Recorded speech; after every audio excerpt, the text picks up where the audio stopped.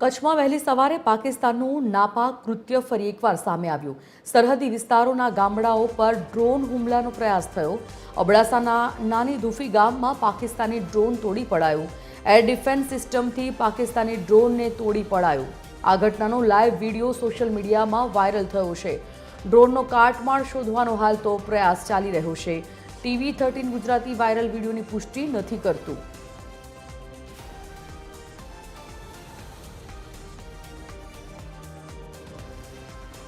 तो संवाददाता रवि मोटवाणी लाइव जोड़ाई गया है। विगते जाणीए रवि, ड्रोननो काटमाळ शोधवानुं चाली रह्युं छे। फरी एकवार ड्रोन तोड़ी पड़ायाना समाचार मळी रह्या छे। ए दिशामां आ विडियोनी सत्यता शुं छे ते जाणीए अने साथे ज केवा प्रकारना अत्यारे माहोलमां शुं तकेदारीना पगलां लेवाई रह्या छे, शुं कार्यवाही करवामां आवी रही छे।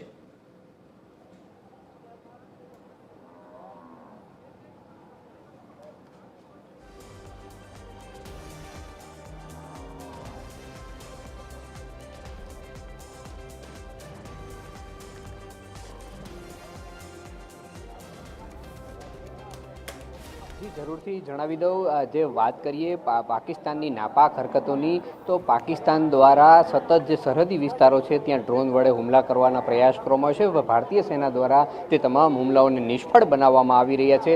અત્યારે TV13ની ટીમ ભુજ ખાતે પહોંચી છે। ભુજનું જે એરફોર્સ સ્ટેશન છે જે ખાવડા રોડ પર આવેલું છે, ગુરુદ્વારા છે, ત્યાં વહેલી સવારના સમયે 3 જેટલા ડ્રોન જોવા મળ્યા હતા, જેને ફોર્સ દ્વારા તેને પાડી દેવામાં આવ્યા છે। આ અંગે સત્તાવાર માહિતી નથી, પણ 3 ડ્રોન છે ત્યાં જોવા મળ્યા હતા તેવી માહિતી મળી રહી છે। સાથે સાથે આ રોડ ઉપરની હવે અવર જવર બંધ કરી દેવામાં આવી છે। પોલીસ દ્વારા ત્યાં બેરિકેડ મૂકી અને જે લોકો એ તરફ જેને જરૂરિયાત હોય તેને જ જવા દેવામાં આવી છે। બાકી તમામ લોકો માટેના એ રોડની અવર જવર બંધ કરી દેવામાં આવી। દ્રશ્યો પણ સીધા જોઈ રહ્યા છો, પોલીસ ઊભી છે, બેરિકેડ લગાવી દેવામાં આવે છે। ગુરુદ્વારા સાહેબ છે તે નજીક આ ઘટના બની છે। આ દ્રશ્યો પણ આપ સીધા નિહાળે છો, લોકો પણ ઉપસ્થિત છે। ત્યારે આપણે લોકો સાથે જ વાત કરવાનો પ્રયાસ કરીશું કે શું પરિસ્થિતિ હોય છે। શું નામ આપનું? મારું નામ રામભાઈ। રામભાઈ, શું ઘટના બની હતી સવારે, શું કહેશો? ઘટના એવી બની છે કે ડ્રોનના સમાચાર હતા કે 5ની 5:30ની આડે ડ્રોન પડ્યો છે, પાકિસ્તાન અવરચંદાઈ કરી રહ્યો છે, પણ એમની આપણી સેના છે એનો જબરદસ્ત જવાબ આપશે, આપણો વિશ્વાસ છે આપણી સેના ઉપર। અહીંયા પોલીસવાળાએ સલામતીના હિસાબે અમને રોકી રાખ્યા છે। અમે ભૂતથી ખાવડા રોજ અપડાઉન કરીએ છીએ ધંધા માટે, તો સલામતી રૂપે રોક્યા છે। બહુ સારું કામ કરી રહી છે અહીંયાની પોલીસ અને સારું છે। ભારત માતા કી જય। અમારા લોકો પણ શું કહેશો આપ આ ઘટનાને લઈને? આ ઘટનાને લઈને કહેશો કે અમે પૂરો સાથ સહકાર તંત્રને, અમારા મીડિયાને, અમારા પોલીસ ખાતાને, અમારી આર્મીને અમારો પૂરો સાથ સહકાર છે અને અમને કોઈ જાતની કોઈ એવું નથી। અને અમે તો કહીએ છીએ કે આર્મી એમને જવાબ દે જ અને જડબાતોડ જવાબ દે। ભારત માતા કી જય, ભારત માતા કી જય। લોકો પણ શું કહેશો આપ યુવાન છો, અત્યારે જે યુદ્ધનું માહોલ ચાલે શું કહેશો?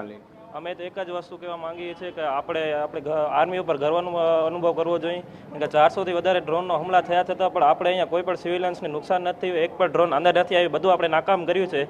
એ બદલ અમે બધા પણ આર્મીના જવાનોને આભાર માનીએ છીએ કે એટલે બધા તન મન ધનથી લોકો તૈયાર ઊભા છે અમારી માથે। હજી સુધી એક પણ આંચ નથી આવી અને અમે પણ સરકારને સાથ સરકાર આપશું અને બધા જાહેર જનતાને અપીલ કરીએ છીએ કે બધા સાથ સરકાર આપો।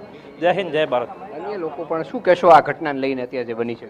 આ ઘટના તો ખરેખર પાકિસ્તાન જબરદસ્તીની દાદાગીરી કરે છે। એક તો અટેક કરે છે, બીજું પછી આ ડ્રોન મૂકે છે। આ ભારતના આપણા ભારતીય સૈનિકો ઉપર અમને બહુ પ્રાઉડ છે, ગર્વ છે અને ભારતીય સેના લગાતાર સતત એના બધા મનસૂબાને નાકામ કરે છે, આ સતત પ્રયાસ કરે છે। એટલે ભારતીય સેનાની જે વાત કરવામાં આવે, જે પાકિસ્તાનની જે અવળચંડાઈ છે તેને સતત જવાબ આપી રહી છે અને સેના પર લોકોને ગર્વ છે, જે લોકો અહીંથી રોજ ખાવડા રોડ ઉપરથી કામ કરતા જાય છે પણ તેને ના પાડે છે, પરંતુ તે લોકોને એનો વિરોધ નથી, કારણ કે પાકિસ્તાનની અવળચંડાઈને જવાબ આપવા માટે આ લોકો પણ સેનાને સાથ આપી રહ્યા છે। જે તંત્ર અપીલ કરી રહ્યું છે તેને લોકો સાથ સહકાર આપી અને જે પણ અપીલ કરવામાં આવે તેને સહયોગ આપશે। અત્યારે દ્રશ્યો જે જોઈ શકો છો ભુજના ખાવડા રોડના છે, અત્યારે ચુસ્ત પોલીસ બંદોબસ્ત મૂકી દેવામાં આવ્યો છે, કોઈ પણ લોકોને ખાવડા રોડ પર જવાની મનાઈ કરી દેવામાં આવી છે। દ્રશ્યો સીધા નિહાળી રહ્યા છો કે અત્યારે કઈ રીતના અહીં કામગીરી કરવામાં આવી રહી છે। જી બિલકુલ, ધન્યવાદ રવિ જાણકારી બદલ।